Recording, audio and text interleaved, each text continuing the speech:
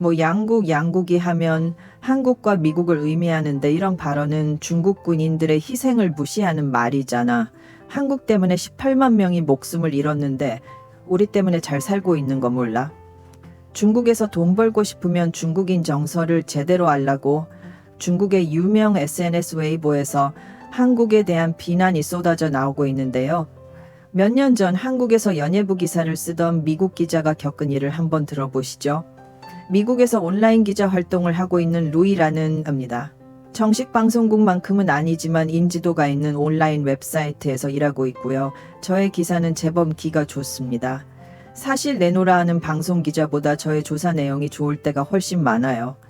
여기저기 스카우트제도 받았지만 거절했습니다. 명성은 좋을지 몰라도 일할 때 제약이 많거든요. 기사를 자유롭게 쓰지 못한 점이 제일 크죠. 특정 내용은 부당하게 가려야 한다든가 누구 편을 드는 시계기구를 쓰라고 한 등등 말이죠. 그래서 자유로운 온라인 기자가 저에게는 딱입니다. 기자 일을 하는 건 제가 뭔가 알려드리려고 하는 걸 좋아해서예요. 분야는 가리지 않지만 특히 연예 부위를 좋아했어요. 그래서 할리우드 스타들의 스캔들뿐만 아니라 남몰래 선행하는 일까지 제대로 알아보죠. 그런 제가 요즘은 국방부 기자로 바꿔야 하나 갈등이 생겨요. 연예부 기자로 활동하면서 주무대가 할리우드 있다가 2017년쯤 한국의 남자 아이돌 그룹을 통해 한국을 알기 시작했으니 다 그들의 노래가 좋아서가 아니고요. 사실 저는 적당히 발랄하고 운치 있는 느낌의 포크송 같은 걸 좋아하는 편이라 아이돌 스타일의 노래는 그렇게 마음이 가지 않았는데 2018년에는 한국의 남자 아이돌 그룹인 방탄소년단이 한국 가수로는 최초로 미국 빌보드 차트의 1위를 차지하는 대이변이 발생했거나 최고 히트곡을 했다는 뜻입니다. 미국 가수도 아닌 한국 가수가 말이에요. 그런데 2년 정도 지난 후에도 한국은 소위 국인 전용 시상식이라고 불리는 아카데미 시상식에서 한국 영화 기생충이 내기를 휩쓸었고 같은 해방탄소년단은 빌보드 차트에 또 1위의 기록을 남기게 된 것입니다. 한국 콘텐츠의 힘은 전 세계의 경제 중심이니 곧 미국을 단번에 삼킬 듯했죠. 연예부 기자로서 글 쓸 거리가 많아 그때 정말 한국 공부를 많이 하게 되었고 그러면서 자연스레 한국 팬이 되기 시작했어요. 그런데 옆집 친구가 너무 잘나서 질투가 났던 걸까요? 방탄소년단이 미국의 한 기관에서 두 나라의 관계 증진에 공헌한 공로가 크다며 벤플리트상을 줬어요. 그 자리에서 팀의 리더가 올해는 한국 전쟁 70주년이 되는 해인 만큼 의미가 남다르다며 양국, 그러니까 미국과 한국이 함께 겪은 고난의 역사와 수많은 사람들의 희생을 영원히 기억해야 한다며 의미 있는 수상 소감을 밝혔었죠. 저도 이 소식에 대해 한참 기사를 쓰고 있을 때라 한국 전쟁을 간략하게 요약한 것들을 보며 자료를 모으고 있었는데요. 그런데 갑자기 이게 화근이 된 겁니다. 저는 리더가 정말 자리에 맞게 격시 있고 품위 있는 인사를 했다고 생각했거든요. 생통맞게 중국 네티즌들이 양국이 하면 한국과 미국을 의미하는데 이런 발언은 중국 군인들의 희생을 무시하는 말이잖아는 이상한 반응을 하는 거 아니겠어요. 네티즌들은 그렇다 쳐도 뭔가 트집을 잡았다는 생각이 드는 건지 중국 매체들도 덩달아 한국 전쟁에 18만 명이 목숨을 잃었다며 네티즌들을 부추기는 거이. 저거기까진 그렇다 쳐도 이상한 군중심리 때문인지 일이 일파만 퍼지더니 급기야 중국 네티즌들은 방탄소년단은 중국에서 돈을 벌어서 안 된다며 중국에서 돈 벌고 싶으면 중국인 정서를 제대로 알라고 공격을 시작하더라고요.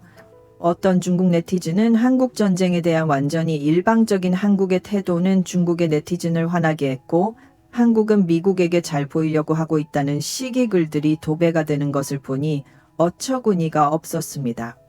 미미국과 한국의 동맹과 관련한 일이었고 미국의 기관에서 두 나라 관계의 증진에 기여했다고 상을 주는데 그럼 거기서 양국이 잘해보자고 말하지. 뜬금없이 중국의 희생이 고맙다고 얘기해야 하나요?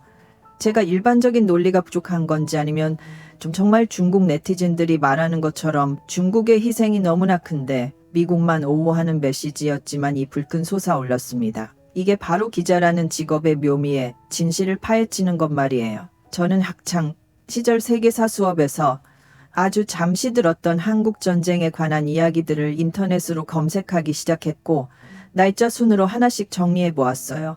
그리고 미국과 중공군이 어떻게 했는지 등 며칠에 거쳐 자료를 모았는데요. 제가 조사한 자료가 다가 아닐 수 있고 완벽하지 못할 수 있지만 적어도 중국이 이걸 정치적으로 이용하고 있다는 결론을 냈습니다. 중국과 미국의 무역 갈등 속에 시진핑 주석은 애국주의, 영웅주의를 앞세우는 정치 선동을 하고 있는 것이었죠. 중국에서는 6기기 25를 미국 제국주의 침략에 맞선 전쟁이고 중국은 미국의 북한을 도왔다는 의미로 항미 원조 전쟁으로 부르고 있더군요. 그러면서 6기 25 전쟁은 남한의 침략으로 시작되었고 미국 정부가 간섭을 했으니 전쟁의 책임이 미국에 있다는 입장이었고 처음엔 진짜인가 싶어 너무 놀랐지만 조사를 하면 할수록 중국의 이런 시각이 전혀 새로운 건 아니었구나. 예전에도 이런 식의 우기기가 많았다는 사실을 알게 되었죠. 특히 이미 공식적으로도 북한의 남침이 확실한데 남한의 북침이라니 이건 세계인들을 멍충이를 아는 건지 어이가 없네요. 그런데 아무리 그래도 그렇지 중국 최고 지도자라는 사람이 6.25 전쟁청 기념 행사에서 직접 이런 연설했다는 건 좀 아니지 않나요? 역시 국제 언론에는 시진핑의 이런 발언이 미국과 중국의 갈등이 심해지면서 한국이 미국과 거리를 두도록 압박하는 액션이라는 분석을 내놓더라도 어쨌든 다시 방탄소년단 이야기로 돌아와서 방탄소년단의 수상 소감이 중국에서는 어찌 파장이 컸는지 중국 네티즌들은 한국 제품 불매운동까지 섰습니다. 중국 내 기업들 중에서는 비싼 광고료를 주고 BTS 내세운 제품들이 있었는데 죄다 광고를 내리고 분위기를 봐야 했고요. 특히 한국의 삼성이나 현대의 제품들은 직격탄에 맞게 되었죠. 그런데 한국 연예인의 말에 중국 네티즌이 이렇게 발끈한 건 처음이 아니었어요. 한국의 비욘세 불리는 가수 2호 리 씨가 한 예능 프로그램에서 예명을 짓는 일이 있었는데 마오라 이름을 지으려고 했다가 중국 네티즌들에게 집중 공격을 받은 적이 있었어요. 마오는 마치 호주의 소수민족의 이름 같은데 왜 발끈하는 거지 싶었는데 알고 보니 전 중국 주석 마오쩌둥을 비하하는 거라면서 소속사까지 공격했다군요. 설마 이효리 씨가 그런 의도로 했을까요? 아마 중국 생각 같은 건 하나도 안 했을걸요. 그리고 제가 알기로는 마오는 일본에서도 많이 쓰이는 이름입니다. 누가 봐도 마오쩌둥을 가리키는 건 아닌데 말이죠. 정말 무섭습니다. 무식한 사람이 제일 무섭다고 하던데 그래서 저는 중국이 너무 무서워졌어요. 무슨 말만 했다 하면 그렇게 과격한 애국주의 같은 행동을 보이는지 알아봐야 했어요.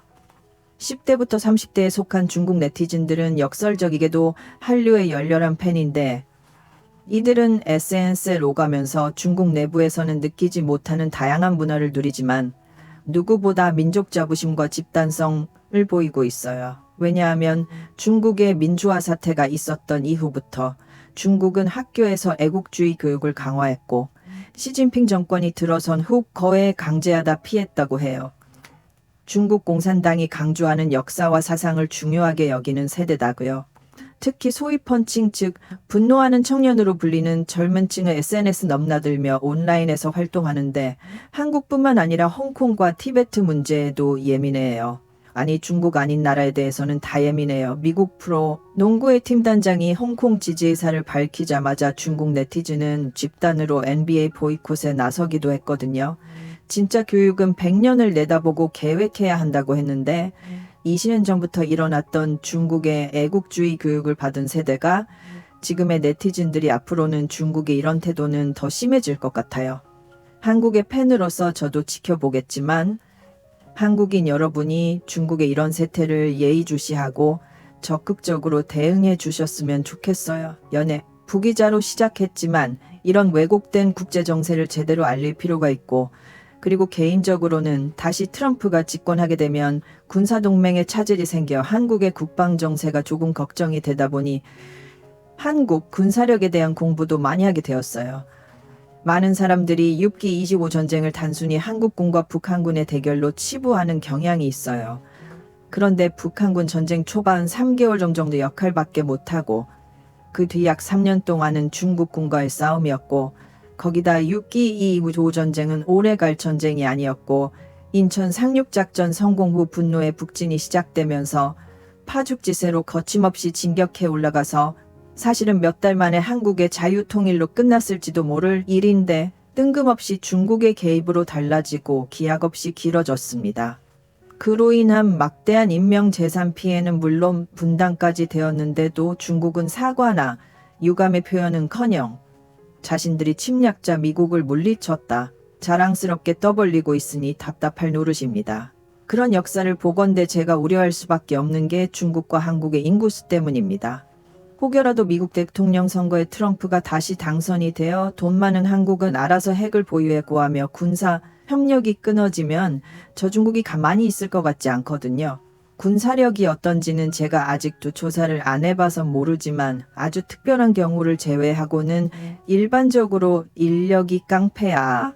한국은 5천만 인구인 중국은 14억이 훨씬 넘는 숫자이니 체급 자체가 다른 게임 같거든요. 숫자로 보면 절대적으로 유리한 게임이 아니에요. 물론 군사력이 강할 줄 알았던 러시아가 우크라이나와의 전쟁을 몇 년째 끌고 가는 등의 의외의 군사력 모습을 보여 줄 가능성은 있고 한국이 군사력, 경제력, 합세계 12위 안에 드는 강국이므로 외교관계를 통한 도움을 받으면 승산이 꽤 높지 않나 싶기도 해요. 실제로 현재까지 제가 조사한 반로는 50년대 이후 한국군이 중공군과 대등하거나 그 이상으로 쌓을 정도로 전력이 강화되었고 중국은 그때나 지금이나 변한 게 없을 거라는 이유 때문에 중국이 한국의 군사력에 민감할 수밖에 않나 싶었어요. 저는 요즘 진지하게 고민하고 있어요. 이제는 국방부 기자로 전환을 해보는 건 어떨까 하고요. 군사라는 게 한 나라의 생존을 좌지우지하는 중요한 요소라 연예부 기자. 대화는 진중함이 정말 다르잖아요. 제가 사랑하는 한국을 공부하면서 진로 전환을 고려해 봅니다. 다음 미국 대선 때까지 실력을 쌓아보도록 하겠습니다.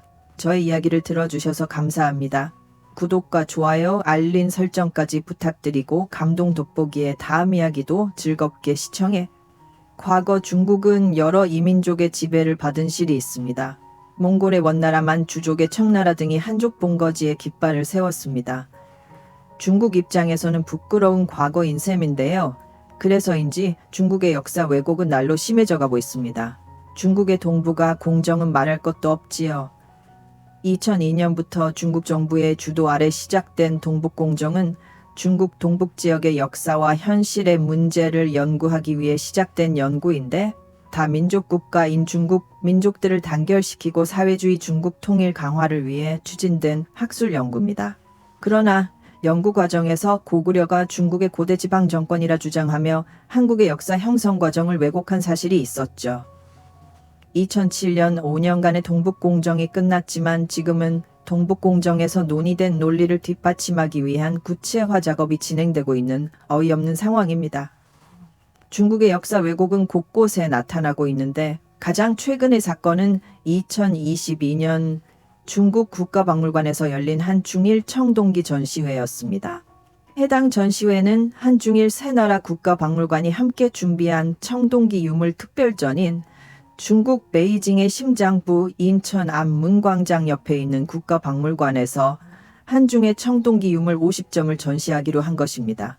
중국 측은 홈페이지 등을 통해 한중 수교 30주년, 중일 국교 정상화 50주년을 기념한다는 의미까지도 부여했는데 하지만 이 전시회에서 중국은 고구려와 발해를 삭제한 한국사 연표를 게시한 데다 해당 연표 아래 한국 국립중앙박물관이 제공한 내용이라고 버젓이 거짓 설명을 달아놓아 역사 왜곡 논란을 자초했습니다.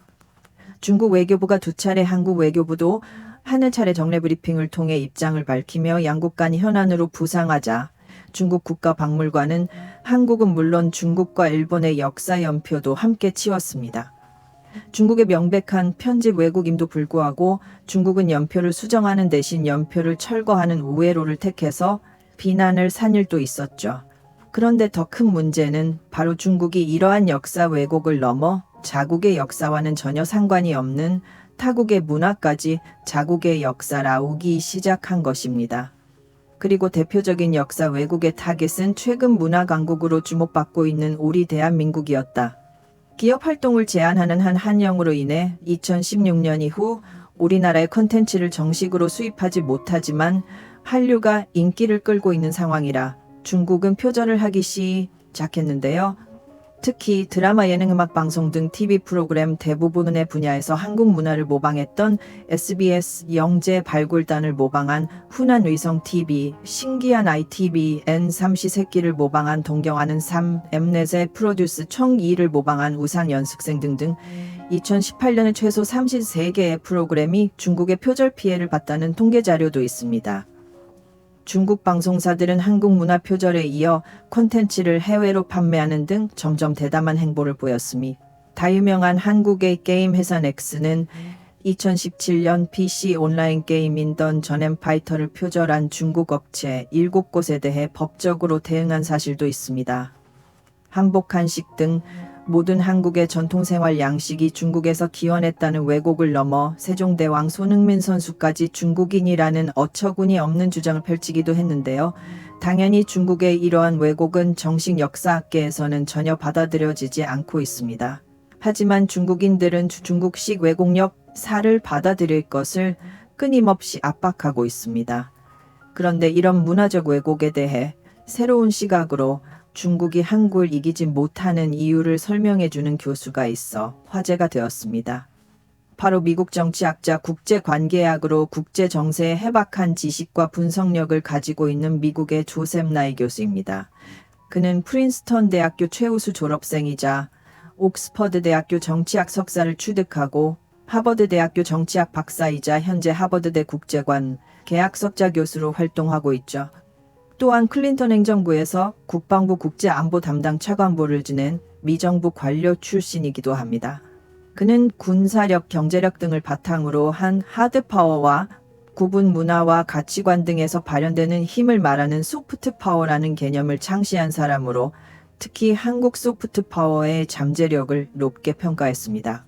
2021년 미국 싱크탱크 전략국제문제연구소가 주최한 한국 소프트파워 관련 화상 세미나 연설에서 나는 한국이 세계에서 가장 큰 성공 사례 중 하나라 생각한다라고 밝혔습니다. 그는 소프트파워에는 국가의 문화, 국내적 가치와 대외적 정책이란 세 가지 자원이 있는데 한국은 K-팝과 대중문화 등 문화 측면의 소프트파워를 잘 타고났다란 말했습니다.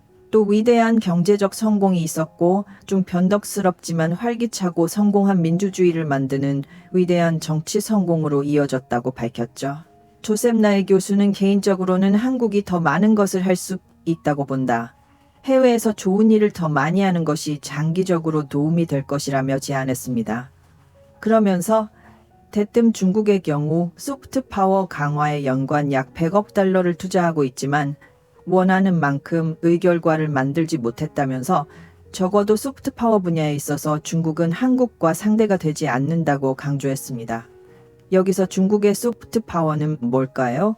2007년 중국 후진타워 당시 주석은 중국이 국가의 문화적 소프트파워를 키워야 한다며 중국 사상에 대한 연구와 함께 이에 대한 집중 투자를 시작했고 그 대표적인 것이 공자학원입니다. 공자학원은 중국 정부가 중국어 교육 및 중국의 사상과 문화를 전파하고 홍보하여 중국의 소프트파워 영향력을 강화할 목적으로 세계 각지에 설립한 기관인데요. 하지만 얼마 지나지 않아 전 세계의 공분을 불러 일으켰습니다. 미국 FBI 있는 공자학원이 중국 공산당 사상 선정과 스파이 활동에 이용돼 수사 대상에 올랐다. 공자학원은 미국 내 중국 유학생과 중국 민주화 운동, 인권 활동과 관련된 재미, 중국인 동향을 감시하는 거점으로도 이용되고 있다라고 밝힌 사실도 있죠.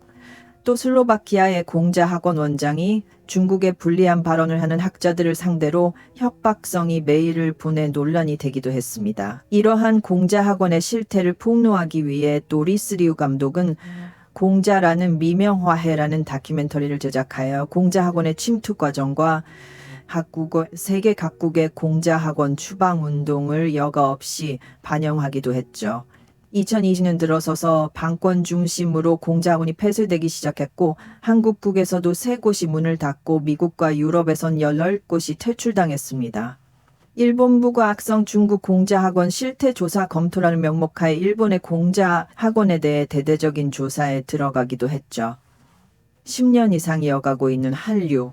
그리고 각 나라에서 퇴출당하고 있는 공자 학원, 이것이 조세나이 교수가 말하는 한국과 중국의 소프트 파워 차이라고 할 수 있습니다. 지난 2021년 세계 지식재산기구인 와이포 글로벌 혁신지수에 우리나라가 역대 최고인 세계 5위를 차지한 사실이 있습니다. 코로나19 등의 어려운 대외 여건 속에서도 우리나라가 문화적, 경제적으로 상당한 성과를 거두었음에도 있다는 뜻인데요. 방탄소년단과 블랙핑크와 같은 K-팝의 인기는 물론 칸 미국 아카데미 등 세계의 권위 있는 영화 시상식의 수상을 거머쥔 영화 기생충 윤여정 배우의 오스카 수상, 전 세계의 시청자를 사로잡은 드라마 오징어 게임 등이 제세계 곳곳에서 우리나라 문화 콘텐츠의 영향력을 쉽게 찾아볼 수 있습니다. 백범 김구 선생님은 백범일진아의 소원에서 오직 한없이 가지고 싶은 것은 높은 문화의 힘이라고 하셨습니다. 높은 문화의 힘을 바탕으로 앞으로도 세계로 펼칠 소프트 파워 강국 한국을 기대해 봅니다. 오늘 준비한 영상은 여기까지입니다. 구독과 좋아요는 영상 제작에 큰 힘이 됩니다.